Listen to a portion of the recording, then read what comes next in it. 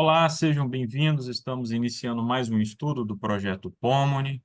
Você é o nosso convidado para se inscrever, para nos acompanhar, fazer parte do nosso grupo do WhatsApp. Se quiser entrar em contato conosco, pode então nos enviar um e-mail.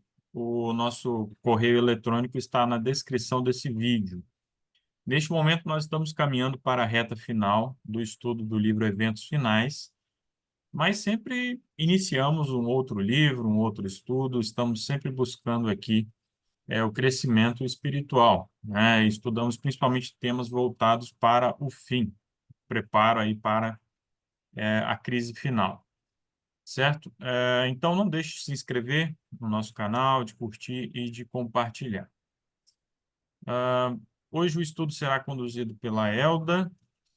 Nós vamos fazer uma breve oração para que Deus, então, ilumine a todos. Senhor nosso Deus, graças te damos pela oportunidade que temos de estudarmos a tua palavra em liberdade. Abençoe de modo especial a Elda, que irá conduzir essa recapitulação. Abençoe todos aqueles que assistirão posteriormente, que sintam o desejo de crescer mais e mais no conhecimento da tua palavra. Em nome de Jesus, amém. Amém. Hoje a gente vai estudar o capítulo 17, né, do livro Eventos Finais. É um livrinho pequeno que a gente tem na igreja, e é um livrinho muito importante, né, para o tempo que estamos vivendo. O estudo de hoje, ele é dividido em duas partes, ele trata das 7 últimas pragas. E aí a gente vai começar hoje a ver as 7 últimas pragas para os ímpios, e no próximo estudo a gente estudará as 7 últimas pragas e os justos. Então, ele diz aqui, assim, no início, que é o grande tempo de angústia, a primeira parte, porque a gente só vai analisar o que ocorrerá com os ímpios, não com os justos. E ele começa falando das taças da ira de Deus que serão derramadas, né? A gente tem no Apocalipse algumas passagens que falam sobre que as taças da ira de Deus, as gotas das taças da ira de Deus, né? E essas taças da ira de Deus, que são as 7 últimas pragas, elas serão derramadas uma após a outra sucessivamente. E diz assim que quando começar a punir os transgressores, não haverá um período de intervalo até o fim. Então vai ser sucessivo e não vai ter um intervalo, né? Vai ser contínuo. Aqui fala também das nações em conflito. Aqui fala que serão inventados mortíferos artefatos de guerra. Eu acho que já foram inventados, né? Se a gente pensar aí nessas bombas atômicas, eles têm hoje um sistema, tipo um dronezinho pequititinho assim, que é uma munição, mas ele voa, e ela consegue se desviar de qualquer obstáculo para atingir o alvo dela, dessa munição, e ela vai, e aonde a pessoa estiver, se ela se esconder debaixo de uma mesa, ela vai lá, chega e tum, acerta. Então, a gente tem hoje tecnologias terríveis, drones que conseguem localizar uma embarcação que está fugindo e chegar lá e atingir. Então, vai ter esses mortíferos artefatos de guerra. Navios com carregamentos de seres humanos serão sepultados no grande abismo. Todos os que não têm o espírito da verdade se unirão sob a liderança de agentes satânicos. Então, nesse momento, os líderes que estarão à frente das pessoas serão agentes satânicos. São anjos que caíram do céu e estão a serviço de Satanás, que vão cobrir, né, entrar no coração dessas pessoas que não aceitaram o espírito da verdade, que é o espírito de Deus. Fala também do mundo em ruína, que haverá cenas de luta que nenhuma caneta pode descrever. Eu fico imaginando, né? A gente, quando ouve de guerras, essas guerras também serão espirituais e cenas de luta por toda parte, né? Hoje os anjos, eles retêm os ventos, mas quando for soltado, que eles não estiver retendo, essas guerras vai ser dentro de casa, com os vizinhos, com tudo. Diz aqui que a profecia do Salvador relativa aos juízos que deveriam cair sobre Jerusalém irá ter outro cumprimento. A história de Jerusalém, a gente estudou aqui com mais detalhes quando estudamos o primeiro capítulo do livro Grande Conflito, que está aqui no canal do Projeto Pomone, né? Se você tiver curiosidade em pesquisar. E foi terrível. Foi terrível a ponto de os pais terem que comer os filhos, às vezes dar o filho para o vizinho comia o meu filho, para eu comer a carne do filho dele. Eles comiam sola de sapato, cinto, foi uma coisa terrível a destruição de Jerusalém. Só que fala aqui, assim, no livro, que aquela terrível desolação que foi a de Jerusalém foi apenas uma tênue sombra. Imagina agora como é que vai ser, né? Vai ser terrível o que vai acontecer mesmo. Diz assim que Satanás mergulhará então os habitantes da terra em uma grande angústia final. Todo mundo vai ficar angustiado. E ao cessarem os anjos de Deus de conter os ventos impetuosos dos desejos humanos, farão à solta todos os elementos de contenda. Hoje, o Espírito Santo, né, como está sobre a terra e ainda pode se sentir ele contém a maldade do coração das pessoas. Mas nesse período aqui, quando o Espírito Santo for retirado, os anjos não estiverem mais segurando os desejos humanos, eles vão extrapolar tudo que de mal tem no coração. O mundo inteiro se envolverá em uma ruína mais terrível do que a que sobreveio a Jerusalém no passado. De novo, ela volta a frisar que a destruição de Jerusalém é só uma sombra do que vai acontecer. Justo e misericordioso. Aqui fala que Deus, ele só vai executar os juízos dele dentro daquilo que ele entende por justiça. Ele sempre vai ter dado oportunidade, misericórdia, graça, bondade, mas vai chegar um momento que ele vai ter que ser justiça também. A graça e a misericórdia descerão então do trono e a justiça tomará o lugar deles. Então, ao invés de Deus agir com o ser humano com graça e misericórdia, nesse momento, ele agirá com justiça. Aquele a quem seu povo tem esperado assumirá a função de que tem direito de juiz supremo. E como juiz, né, ele vai dar aí a sentença que cada um precisou. Então, buscou, né? Cada um buscou, cada um escolheu. Hoje a gente vive numa liberdade, devemos escolher o que queremos seguir. Mas de tudo isso, nós teremos que prestar contas, né? Em toda a Bíblia, Deus é apresentado não somente como um ser de misericórdia e benignidade, mas também como um Deus de rigorosa e imparcial justiça. Se ele disse que vai fazer justiça, ele irá fazer. E qual que é a certeza dos juízos de Deus? Em nosso tempo, o amor de Deus é retratado como sendo de tal natureza que o impediria de destruir o pecado. Muitas religiões falam isso, né? Não, a graça de Deus cobre imensidão de pecado. Cobre sim, mas cobre daquela pessoa que se arrepende, confessa e deixa, né? Esses alcançarão misericórdia. A Bíblia diz lá em Provérbios que quem encobre a transgressão nunca jamais prosperará, mas o que confessa e deixa alcançará misericórdia. Então, a misericórdia é para quem confessou e deixou o pecado, né? Fala também que quando Deus retirar sua proteção, o que vai acontecer? Foi-me mostrado que os juízos de Deus não viriam sobre eles diretamente da parte do Senhor, mas dessa maneira eles se colocam além de sua proteção. O Senhor adverte, corrige, repreende, indica o caminho seguro. Então, se os que têm sido objeto de seu cuidado especial seguirem o próprio rumo, independentemente do Espírito de Deus, ou depois de repetidas advertências resolverem fazer a sua própria vontade, sem consultar a Deus, ele não encarregará seus anjos de impedir os ataques decididos de Satanás. Então, Deus, ele, na sua infinita bondade, porque Deus é amor e bondade o tempo todo, ele permite que a gente escolha. Mas ele manda lá a advertência, manda a correção, repreende, tenta mostrar qual é o caminho seguro. Mas se a pessoa é obstinada e ela deseja fazer a vontade dela, seguir o seu próprio rumo, vai chegar um momento que Deus não vai impedir os ataques de Satanás na vida dessa pessoa. É o poder de Satanás que está em atividade no mar e na terra, causando calamidade e aflições, e arrebatando multidões para manter o domínio sobre sua presa. Então, hoje, Satanás já tem o poder de destruição, já destrói partes, né, que são permitidas, e ele vai a cada momento arrebatando mais pessoas para essa destruição.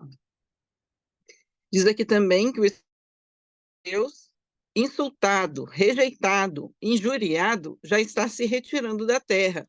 E à medida que o Espírito de Deus for se afastando, a obra cruel de Satanás será realizada em terra e mar. Então, hoje a gente tem Santo sobre nós, sobre os nossos corações, atuando na nossa mente, que nos impede de fazer a maldade, que nos conecta com Deus, que nos traz a bondade de Deus. Mas na medida que ele for se retirando, ou que eu for rejeitando ele, eu me coloco sobre a disposição de Satanás, né, para que ele opere a obra dele na minha vida. Fala também que os anjos de Deus exercerão poder destrutivo. Diz aqui que os juízos de Deus foram suscitados contra Jericó.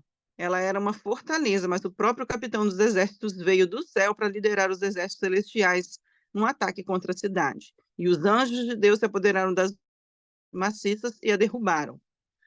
Então, o mesmo anjo que viera dos palácios reais para libertar Pedro foi o mensageiro da ira do juízo a Herodes. E conta aqui no último parágrafo que o mesmo poder destruidor exercido pelos santos anjos quando Deus ordena, será exercido pelos maus quando ele permitir. E há agora forças preparadas, aguardando apenas o consentimento divino para espalhar a desolação por sobre a terra. Então, Deus, ele tinha os anjos para cumprir a ordem dele quando ele desse o juízo. Lá em Ezequiel fala assim, que quando o povo de Deus for selado, ele fala assim, sele o meu povo e não poupe nem os velhos, nem as crianças, nem idosos, e nenhum que rejeitou a palavra de Deus. E aqui ele vai dar poder aos anjos, às forças de Satanás, para eles operarem o mal que já está neles, não é uma coisa nova. Os anjos de Satanás, ele já têm a maldade no coração dele. Então, nesse momento, Deus vai permitir, falar aqui assim, ó, agora forças preparadas, aguardando apenas o consentimento divino. Quando Deus permitir, eles já saem para a destruição.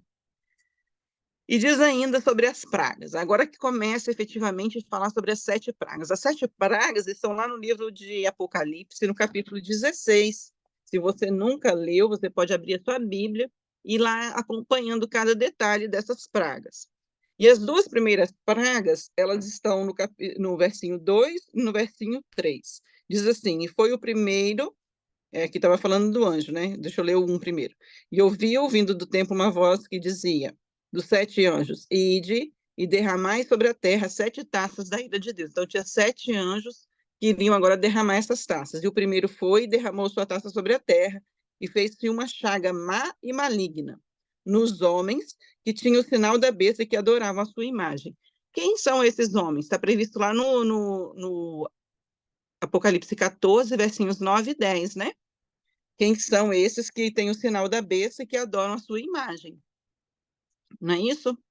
Lá em Apocalipse 14, versinho 9 e 10, ele diz assim, e seguiu o terceiro anjo dizendo com grande voz, se alguém adorar a besta e a sua imagem, receber o sinal na sua mão e na testa, também o tal beberá do vinho da ira de Deus. Então, Deus tinha falado que isso iria acontecer, e quando vem a ira de Deus nas pragas, essa primeira, são os primeiros que vão receber essas pragas. São esses que têm o sinal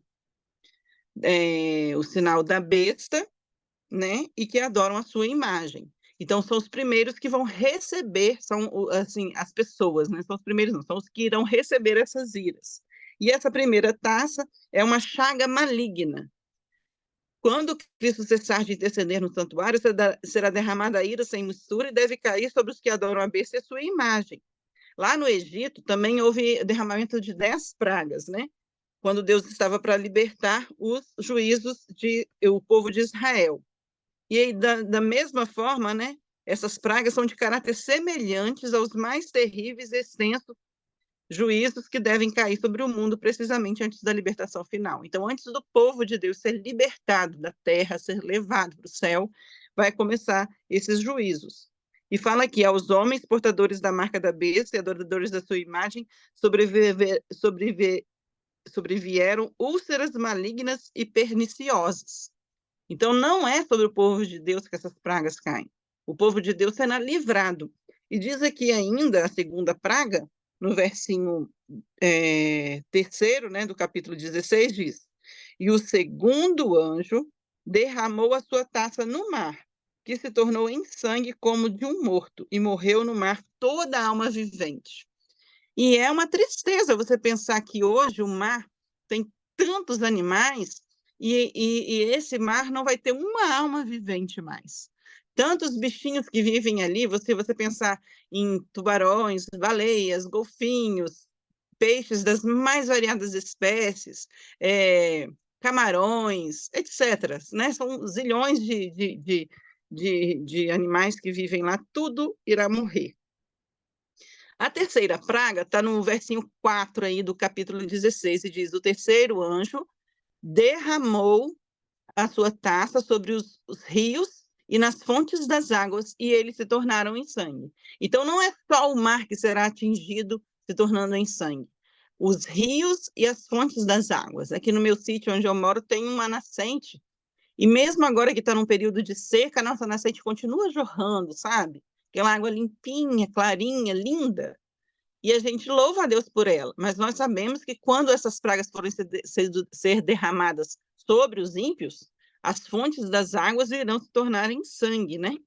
E essas pragas enfureceram os ímpios contra os justos, pois pensam que nós havíamos trazido os juízos divinos sobre eles. Então, quando isso acontecer, do ímpio ver que a fonte da água dele está lá cheia de sangue, ele vai se enfurecer contra quem? Contra os justos. Eles vão ficar com raiva dos justos, querendo perseguir os justos.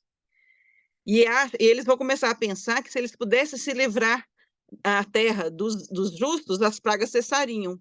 É igual lá no Egito também, né? Eles pensavam que se o povo saísse logo, que aquelas pragas cessariam.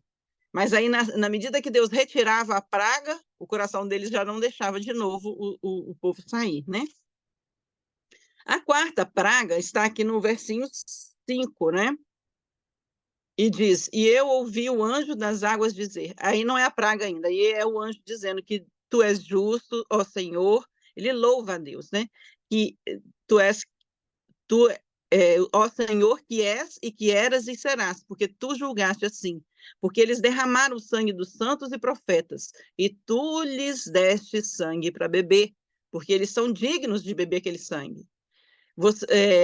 E ouvi outro vindo do alto do altar dizer: ainda assim, Senhor Deus Todo-Poderoso, verdadeiros e justos são os teus juízos.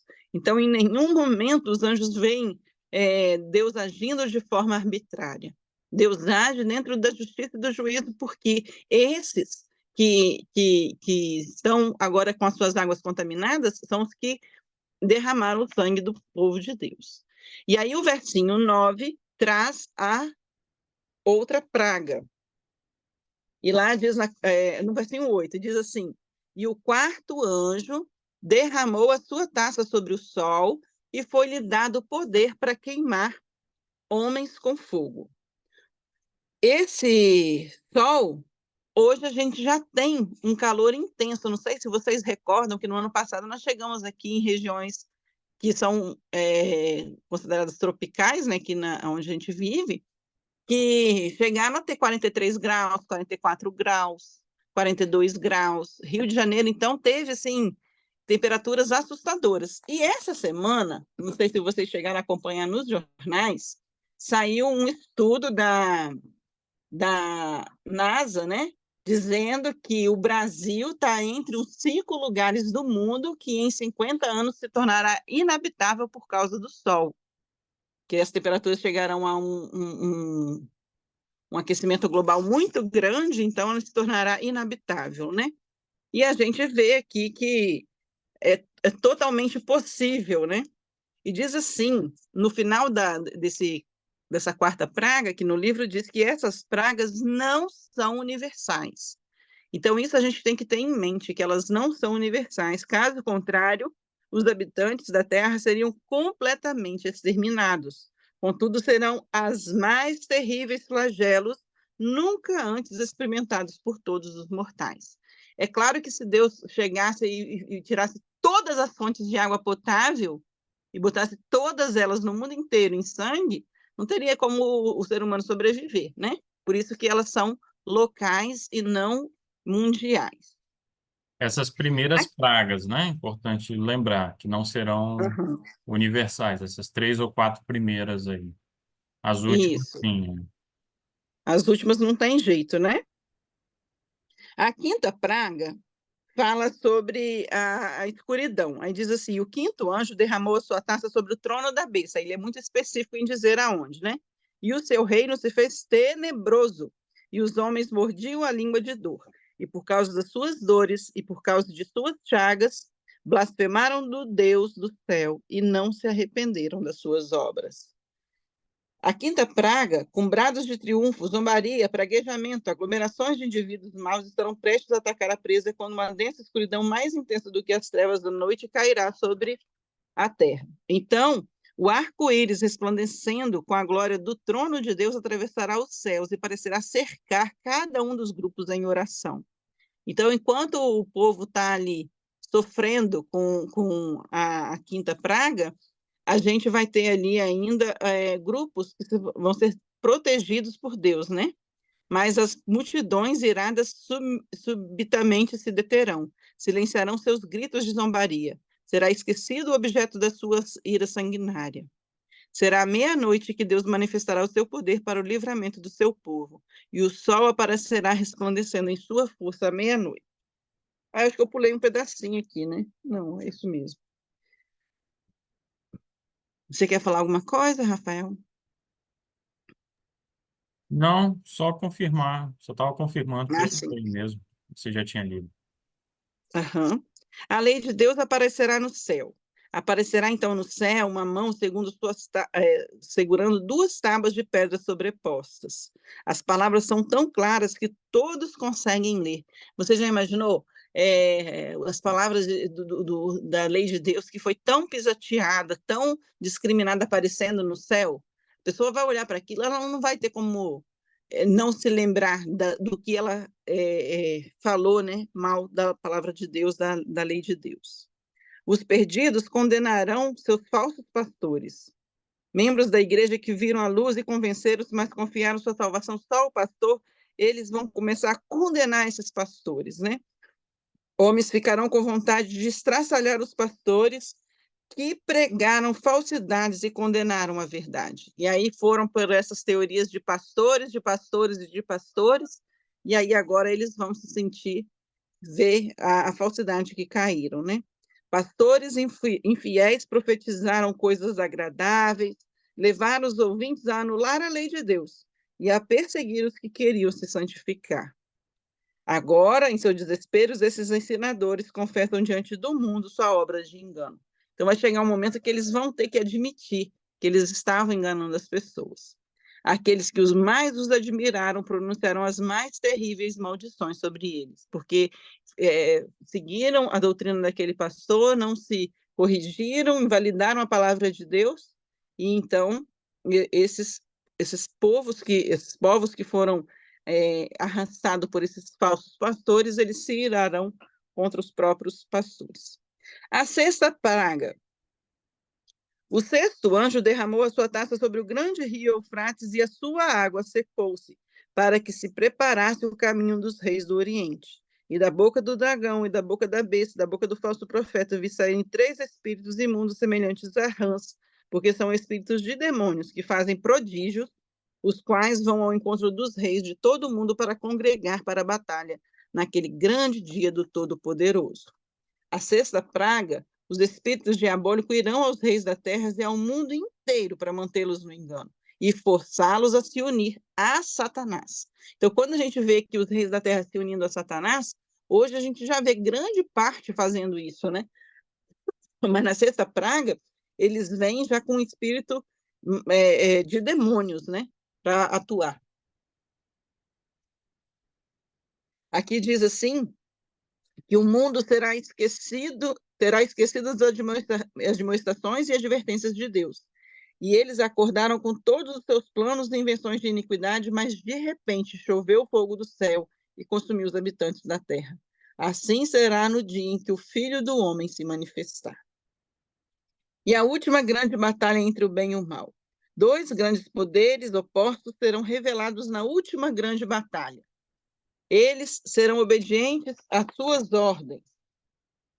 Do outro lado será o príncipe das trevas com os que escolheram a apostasia e rebelião. Então, de um lado vão estar os que escolheram fazer a vontade de Deus e foram selados com seu santo selo, e do outro vai estar o príncipe das trevas com os que escolheram a apostasia e a rebelião contra Deus. Vai ser um conflito terrível diante de nós. Estamos nos aproximando da batalha desse grande dia.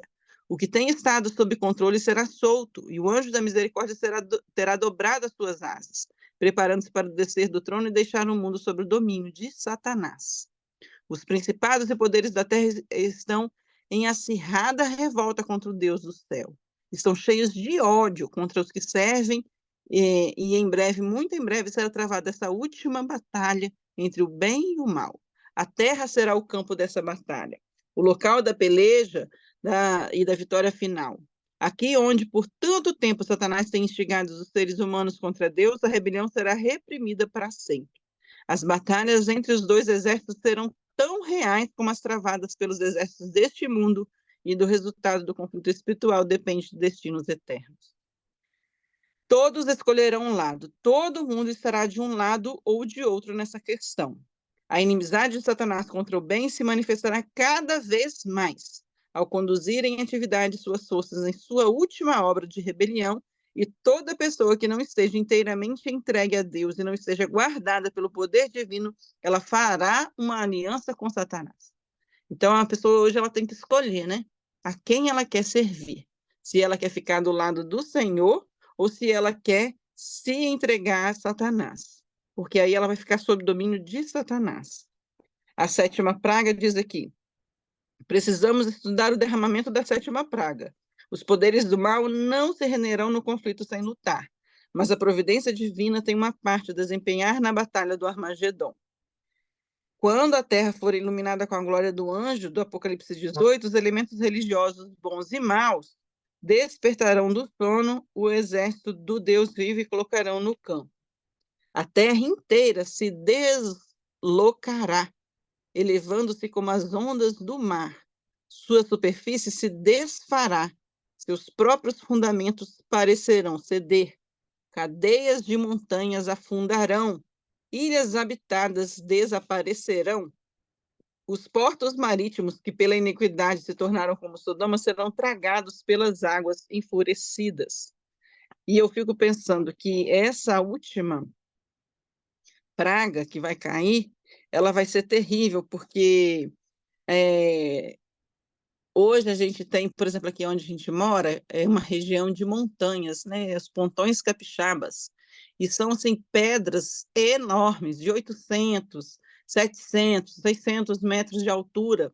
E elas são, assim, lindas, lindas. Você olha para elas, você acha a coisa mais linda. E quando você pensa que isso tudo elas vão afundar, elas vão desaparecer, ilhas desaparecendo. Eu fico pensando ilhas como Vitória, né? Que é uma ilha desaparecendo.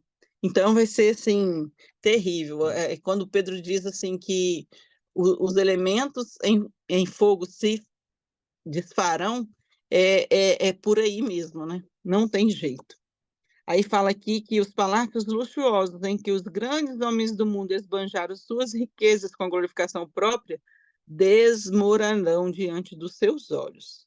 E as paredes das prisões se romperão, e o povo de Deus que estivera retido em cativeiro por causa de sua fé serão libertados.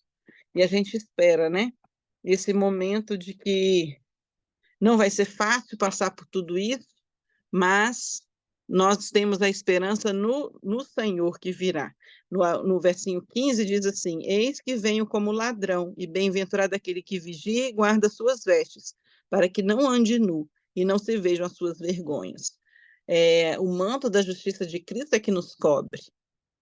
Hoje, se a gente consegue viver sem pecado, não é porque a gente tem força para viver sem pecado, é porque Ele nos cobre com o manto dele. Mas no momento que nós nos afastamos do Senhor, a gente está deixando o manto para trás, né? Então a gente precisa estar ali em comunhão com Deus, buscando, para que a gente não se encontre nu, e que as nossas vestes sejam as vestes da justiça de Cristo, né?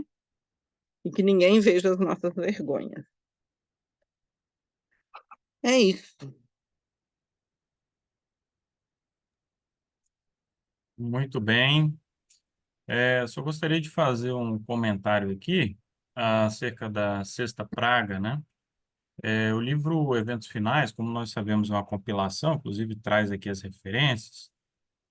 E o que acontece? Na sexta praga, é dito aqui na Bíblia, né, que ocorre o secamento do rio Eufrates. No mundo evangélico por aí, há muitas especulações sobre isso, há muitos que acreditam que isso vai ser literal, para que os reis possam passar, para que ocorra a Batalha do Armagedon.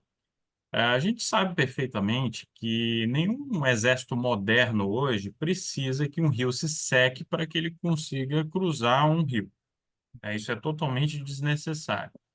Existe tecnologia suficiente para atravessar o rio Amazonas, qualquer outro rio aí, que um exército precisar, né? Ele vai atravessar com maior ou menor dificuldade, mas ele vai atravessar. Na Bíblia, águas simbolizam povos, nações, multidões e línguas. Então, esse secamento do rio Eufrates, aqui na Sexta Praga, refere-se àquele momento em que as pessoas vão se ver enganadas e elas vão se voltar contra os seus líderes religiosos. Então, a Babilônia mística, ela perderá apoio popular. As pessoas se verão perdidas, enganadas e vão lutar contra os seus líderes, não vão mais apoiar os seus líderes religiosos, certo? E isso, então, prepara essa grande conflagração que é o Armagedon, né? Esse grande embate final aí entre o bem e o mal, né? Essa luta terrível aí, em que os próprios ímpios vão estar se matando, né? Então, só esse complemento, né? Aqui, ó, no verso 12, aqui de Apocalipse 16, né? O secamento ali do grande rio Eufrates. Por quê? Quando a Babilônia literal foi conquistada lá por Ciro, nós sabemos que ele desviou as águas do rio Eufrates e lá eles conseguiram penetrar a cidade da Babilônia quando Belsazar estava dando aquele banquete, e a cidade então foi conquistada pelos persas. Então, no caso aqui da Babilônia mística, esse secamento do rio Eufrates não é literal, é a falta, é a retirada, né, do apoio popular aos líderes religiosos. Isso precede um pouco ali a queda, a grande queda da Babilônia.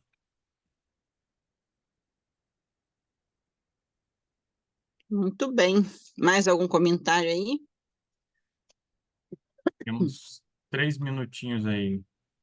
Se alguém quiser fazer mais algum comentário, é, deixe-me espelhar aqui o canal, né, do Projeto Pomni, quem não é inscrito pode se inscrever. Aqui pelas playlists, vocês podem acessar estudos anteriores, né? Livro Medicina Alternativa, lives que já fizemos, livro Preparação para a Crise Final, que tem tudo a ver com o livro Eventos Finais também, livro Apocalipse 13, do Mervyn Moore, a Grande Controvérsia, né? Que é o livro Grande Conflito. Enfim, sintam-se à vontade aí para navegar pelo canal do projeto O Pomone. Mais algum comentário, alguma observação? Não? Gisele, está nos ouvindo?